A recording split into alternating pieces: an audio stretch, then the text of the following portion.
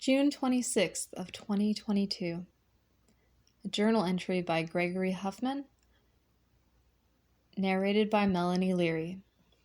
7:07 p.m. June 25th required more effort on my part, but June 26th is going to require more writing/typing. June 25th. So, this was the day the drive began to get Jennifer to the DFW airport. This was a rather nondescript drive, except for one thing.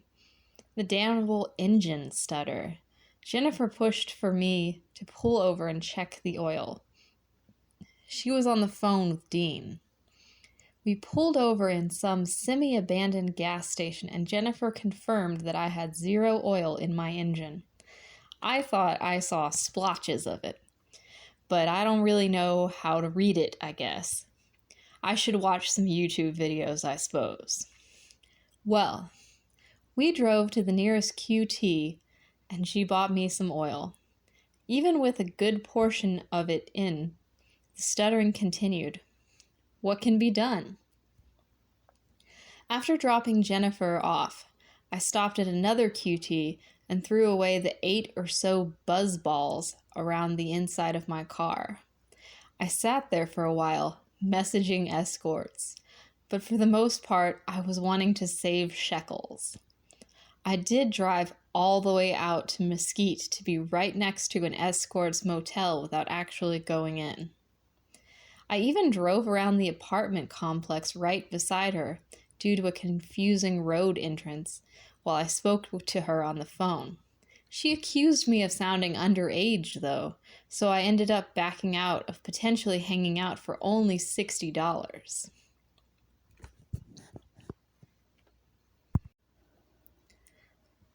June 26th. Okay, so anyway, it was a bit of post-midnight whence upon I arrived in Longview. I tell Sophia/Miss Kitty this, and she invites me over. Today is the day, she says, and it was. It was 20 plus minutes away, despite me being in the very town, and it turned out to be near Upshur. I accidentally crossed into Upshur, in fact, it being a difficult place to find, and my already being a person easily lost and adrift in many different forms and possibilities. I should state, for the recorded document of this document, that I'm in a state of sleep deprivation, but not in the usual way. I'm not suffering. Or maybe I am. Wait, I didn't even write it out. Well, I've been up for the nearly 2 days straight, and I took both meth and methadone today, ensuring that I was well and truly methadone. Anyway, the answer to my address woes was right near the intersection of Pine Tree Road and George Ritchie, an intersection that I think I passed through 4 times, and that was just arriving. It was a dirt road that was made necessary to travel. I'm not usually a friend of them, but we were made necessary bedfellows. Thankfully, I wasn't made to take a dirt nap. I heard her speaking from out of the dark, disembodied to the point I couldn't even make out which direction was her point of origin. I could only see a black man I would later found to go to the moniker T3. I thought he said TJ at first, but I received clarification. Oh, this crash-obviating methadone dose has me rocking my head every which way to avoid nodding out while I clickety-clack upon the keys. The white noise rhythm of it perhaps not saving me from slumber. Oh yes, I had just caught myself just now, taking a micro-sleep. Should I stand to type? If I stand for nothing, I'll sleep for anything. It was during the first, say, 25 minutes of my introduction that I remained in a socially shy, conscious, and hesitant bubble. I met Joseph, who would never break character of speaking in a British accent. I was made aware this had been ongoing for like a week or so. Jordan, her boyfriend, was in the bedroom with the door closed, and you could overhear him rapping away in there. I wasn't eavesdropping to the best of my ability, but Sophia, or so Sophia, made me privy to what the lyrics were, and it had to do with butt fucking and related phenomena. Sophia gave T3 and I our first little potentially awkward silence together as she disappeared into the portal of her bedroom chamber. I put a wasabi stain on that silence by asking him if he was a gamer and what he was playing. Or maybe I just asked him his hobbies. I can't be sure. But game came up. It wasn't very discernible what words he spoke when he named the games, so I just nodded along and told him I had a Nintendo Switch and I was out of the loop. My standard bring up video games opening script. When Sophia reemerged, I realized it might be prudent to find a more lasting method of making myself interesting, and I played that gambit by asking if she still had some of the alcohol she had mentioned that she had been drinking. It was Jaeger. She asked me if I had it before, and I wasn't sure. She told me about the taste being like licorice, and I brought up having tried Sambuca, and then, looking for the name mentally, Presque-Vu, she called it first, absinthe. While I was mentioning the sugar cube, she was already talking wormwood.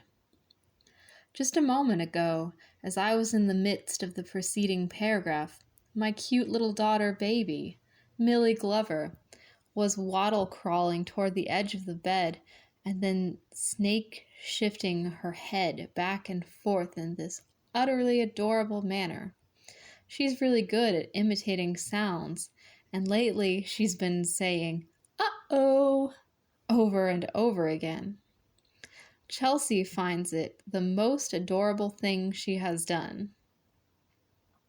Anyway, tangent overstated for our purposes, it reminded me of how in the retelling of this story, I simply will have to forget a few things or not state things in perfect chronology. As I recalled before bursting my bubble with the spike of alky, Sophia placed her snake Hera into my arms. Named after the goddess? Affirmation. I'm not sure I've held a snake before. I just held my hands cupped. She told me about how snakes read body language. I thought about how I was still having residual methadone in my system from before the deportation to DFW would allow me to not consider having snake anxiety. I thought if my stepbrother Cody would definitely have it. And I told her if it was a spider, specifically a tarantula, I would definitely have it, and more so as I wouldn't even feel comfortable being in the house of a person who owned one. I worried more about hurting the snake than vice versa, as I think I startled it or bumped it enough to make it yank its head.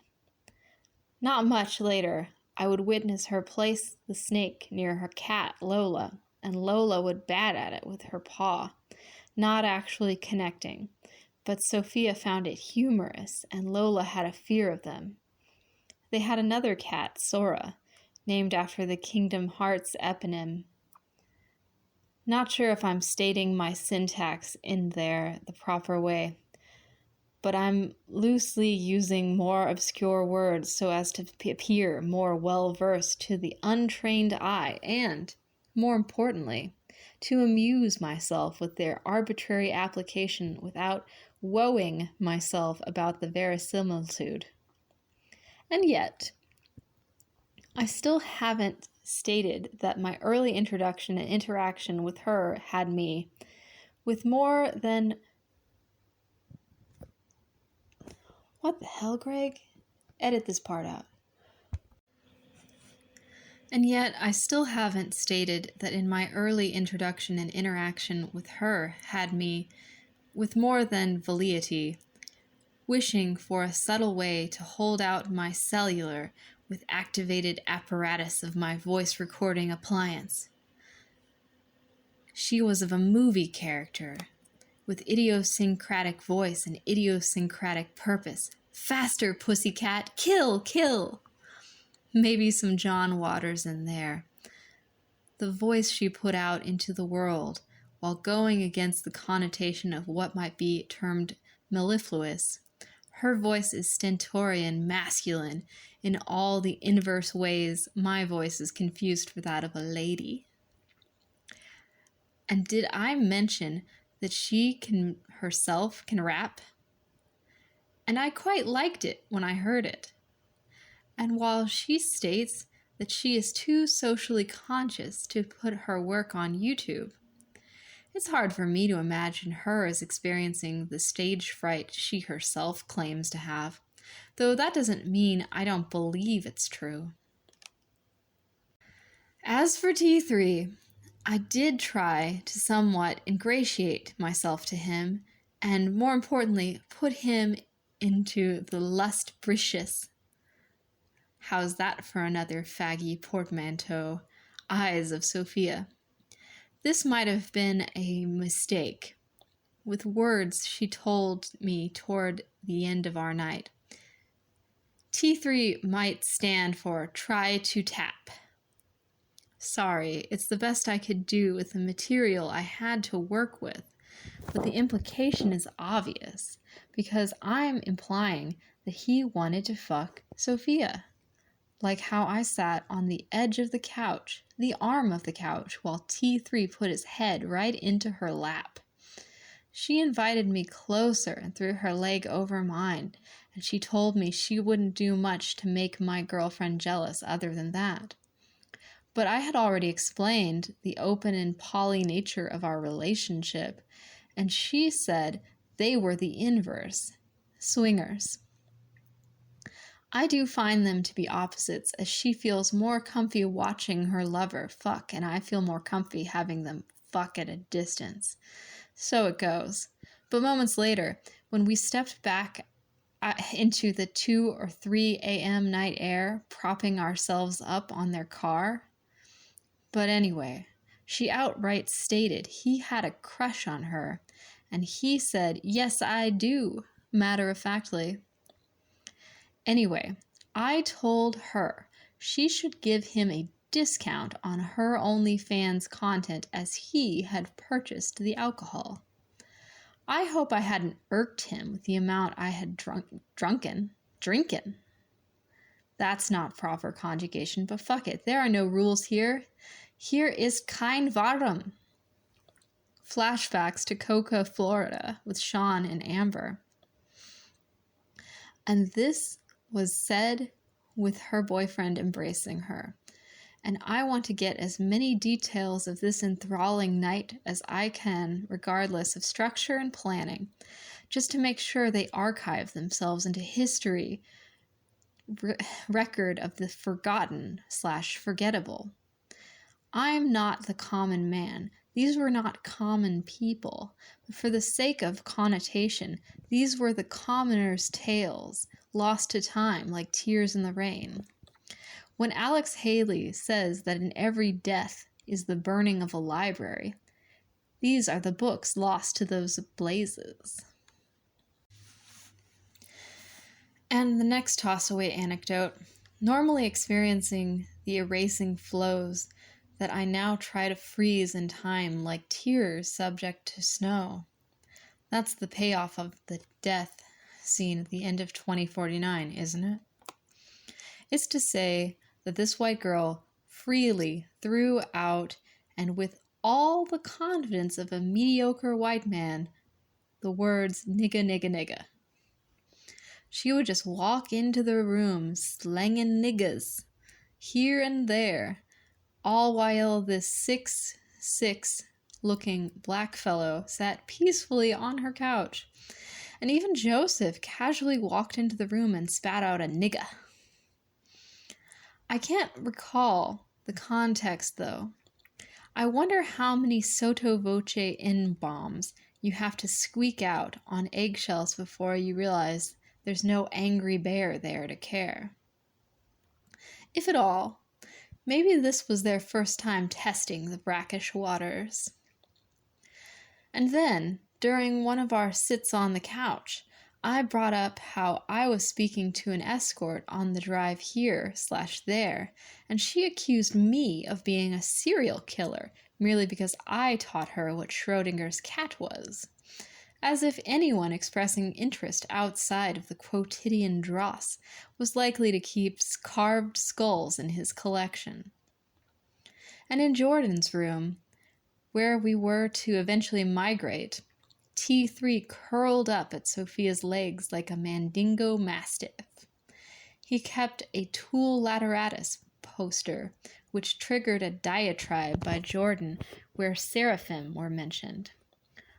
Oh, they had written notes placed around their house on the walls, which reminded me of Chelsea's parents' house in Cottontown, Tennessee. And Joseph told me about how he was the one who helped to build the new apartments in Harleton, Texas, which I think I first tried to notice for the first time on my drive back home. If that's the way to say that drive, home being where the heart is, and my not having one. I can do this faggy type of writing all night. I kind of am, as it's 9:50 p.m. right now as I type this. Meaning, I've been going at this for almost 3 hours now, with some breaks involved to hold Millie, and having to put the laptop aside to hear Zach/Bubby harangue me about how the watermelon my mom sliced up was his friend John, and now we would need to bury him in the yard with our dead cat. Chels told me a week or so that Bub had a history of befriending watermelons. Speaking of faggy writing, once the alcohol kicked in, I was reciting one of my poems to them. Sophia said she could rap it. She said her rapper name would be Sophia Suicide. Oh yeah. When I was first taking my shots, she told me some of her life story. Her son was there in the back room, though he would make an appearance aslumber on the couch in the living room, sound asleep. She had him when she was like 17, when she got involved with a trucker who was either 22 or 23. She stated the exact age of him, but I can't recall it, lacking the perfect recall of Truman Capote. She had a history of mental illness, including manic depression. Her ex, the trucker, apparently did the manipulative script of telling her that if she left him, he would never find anyone else that would love her. But now she is with Jordan, where they both have real talks about important things, and he listens to her, and this is her first experience with someone who seems to genuinely care. Then we ended up talking about DMT. And by the closing stages of our first meeting, I forgot to mention a short fellow that had had to go to work emerged from one of the back rooms. I can't recall his name right off. Was it Raymond or Anthony? Well, it's not important. I rode in the back seat as she gave him a ride to work. She had to blow a breathalyzer that was installed into her car when she failed a DUI. This was our second trip out of the house, as we had gone with Joseph earlier. Can't recall exactly why. Maybe to buy smokes? After dropping the little guy off, she pulled into a Whataburger drive-thru. She told me that she thought Dr. Pepper shake sounded gross, but she would order me a small one. I don't think I asked to get one and try it for herself. She ended up keeping the shake for herself. While we were in the line of cars, she loaded up a video from her OnlyFans of her sucking a giant black dick, and she told me the story of how it happened and the details involved. I told her my history with escorts and how I still miss my first escort that disappeared off to Augustine, Florida, and how I sent her a piece of mail once. It was daylight out by the time this drive began, by the by. Oh wow, I forgot the reason I closed on DMT last paragraph. It was because I was going to open on meth. We were all in Jordan's room, and she asked to borrow my phone, which I told her I hadn't to worry about, as it was as a cheap Walmart phone, and she cut and culled what people in the room referred to as hamburger, but which appeared to me to be a very clear and clean and pure meth. She rolled a $20 bill, still not yet bearing the image of Harriet Tubman, and we underground railroaded that shit into our nostrils.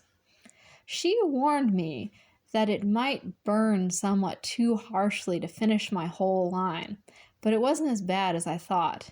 But after I did about 75% of my line, I switched nostrils just for shids and farts and finished the last 25%. I even licked the acrid, acid, bitter grit off my phone just for completionist's sake. She did tell me that the only two drugs that are not allowed in her home are crack and heroin. I told them the story of how heroin got its ironic name. She told me about the upcoming drug crash, but I told her my new methadone amelioration technique. She told me to be careful, and she also isn't a huge fan of methadone, and probably all opiates and oids. I think she said her mom had a problem with heroin and then methadone. So anyway, after we returned from our second drive, I said my goodbyes and pissed in the yard. I was told I could piss anywhere in the yard. This time was during the dawning morning, so I had to be a little more surreptitious in my micturations. As previously said, I did actively look for and see what I believed to be that building that Joseph said he was involved in creating. "Are you still journaling?" Chelsea asked me. It's 10:18 p.m. now. How did I end up writing this long? I am wrapping it up now. I took 20 milligrams of methadone because I had this nausea and headache before the crash had even started properly. That hour later felt so good. But Chels gave me another 5 milligrams to take, and I never take much all at once. And I've been nodding the fuck out all day. And that's the story of how I met Sophia Suicide. Any questions?